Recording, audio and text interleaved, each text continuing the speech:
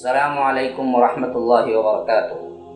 ناظرین کرام، اس چینل کو ابھی تک جنہوں نے سبسکرائب نہیں کیا ہے برائے مہربانی سبسکرائب کریں، اور ہر دن کی اپڈیٹ کے لیے آپ بیل بٹن دبا کر ہمارے ساتھ تعاون فرمائیں۔ جزاکم اللہ خیرا۔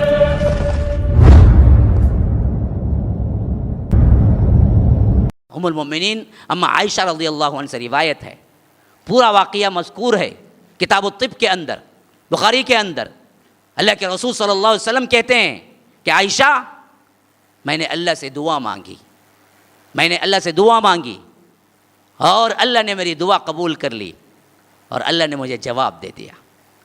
تو اما عائشہ نے پوچھا، اللہ کے رسول صلی اللہ علیہ وسلم کیا بات ہے، کیا ہوا تھا؟ کہا کہ عائشہ، کئی دنوں سے میں محسوس کر رہا ہوں کہ کچھ کام کیا حالانکہ نہیں کیا ہوتا، کچھ تنگی سی اپنے جسم کے اندر محسوس کر رہا تھا۔ تو میں نے رب سے دعا کی، اللہ جو کچھ بھی ہے مجھ پر افشاں کر دے، بتا دے مجھے۔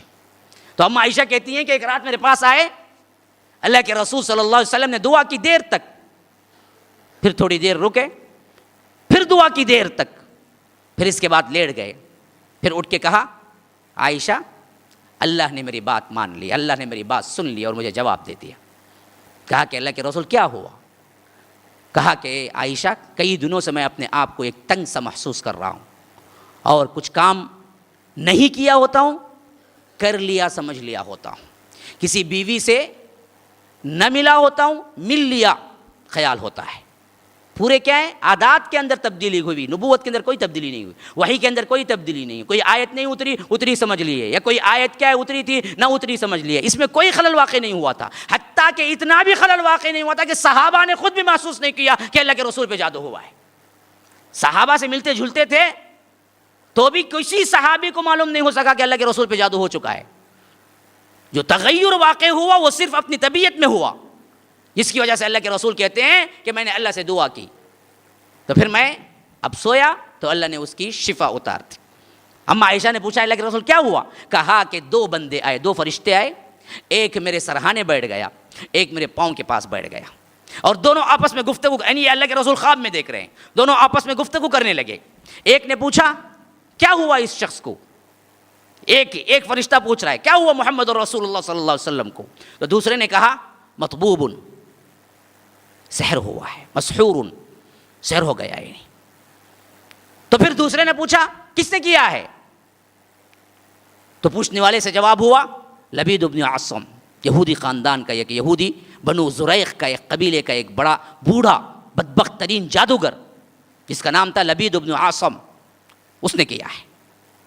پھر تیسرے نے پوچھا، یعنی وہی پوچھنے والے نے دوسرے نے پوچھا کس پہ کیا ہے، مشتن و مشتاتن، فرمایا کہ کیا ہے، کنگھی اور کنگھی کی بالوں میں کیا ہے۔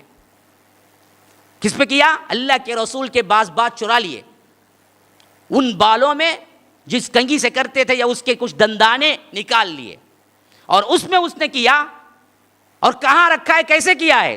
تو پھر وہ فرشتے نے جواب دیا، وہ دراصل زروان نامی ایک کنویں کے اندر اللہ کے رسول کے بالوں کو چھپا کے رکھا گیا ہے جادو کر کے۔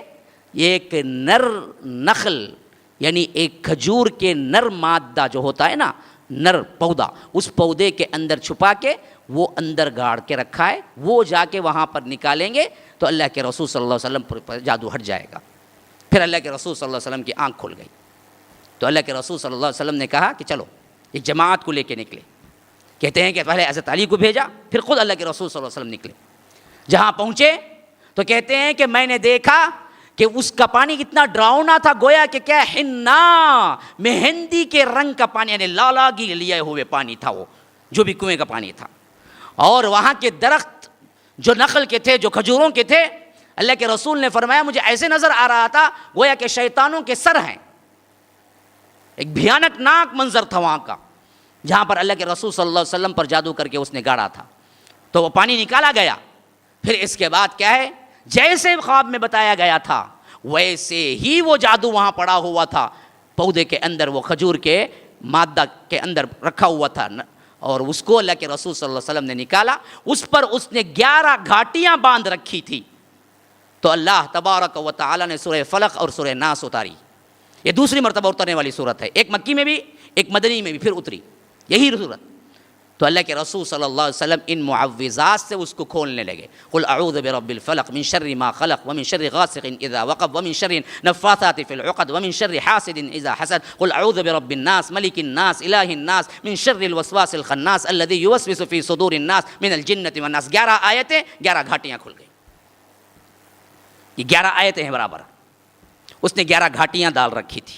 اسی لیے اس آیت میں آیا ہے قل اعوذ برب الفلق من شر ما خلق ومن شر غاسق اذا وقب ومن شر النفاثات في العقد. اے اللہ اس شر سے بھی میں پناہ مانگتا ہوں جو گھاٹیوں پر پھونک مارنے والیوں کی برائی سے. جو جادو کی سب سے اہم کڑی کیا ہے؟ پھونکنا اور گھاٹی باندھنا. عقد گھاٹیوں پر.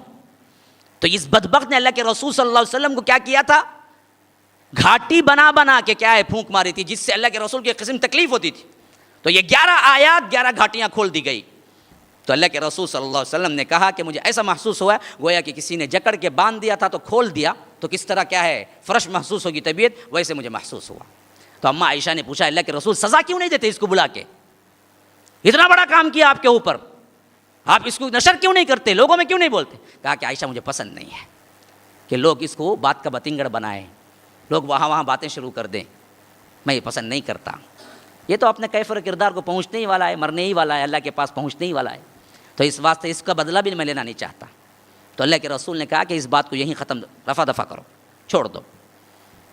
تو یہ معاملہ بالکل صحیح حدیث سے ثابت ہے، پورا واقعہ. تو آپ کیسے انکار کریں گے؟